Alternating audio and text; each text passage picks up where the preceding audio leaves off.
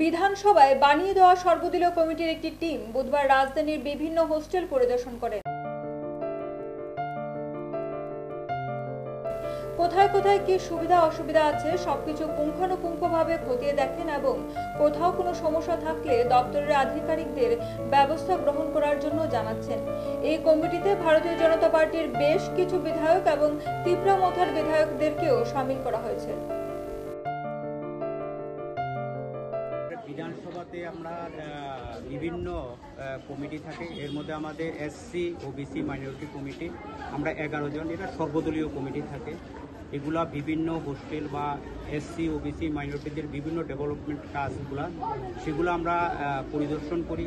কোথায় কোথায় কী সুবিধা অসুবিধাগুলো কীভাবে করা যাবে সেগুলো আমরা সরকারকে একটা অ্যাডভাইস দিই কমিটির পক্ষ থেকে।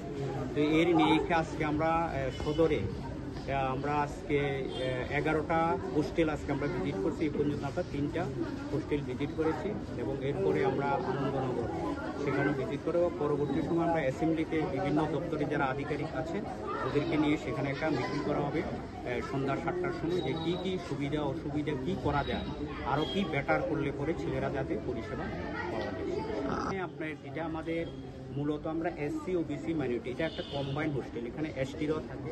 তো এখানে এসসি যে হোস্টেলটা রয়েছে মেয়েরা এখানে পরিকাঠামো সব দিক থেকে ভালো।